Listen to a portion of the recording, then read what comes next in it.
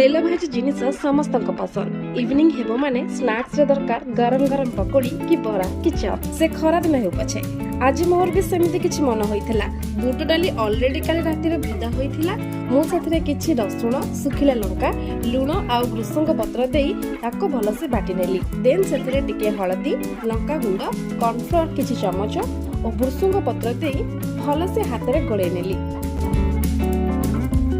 तापरे गरम गरम तेल रे छोटा छोटा बरा छाड़ी दबा।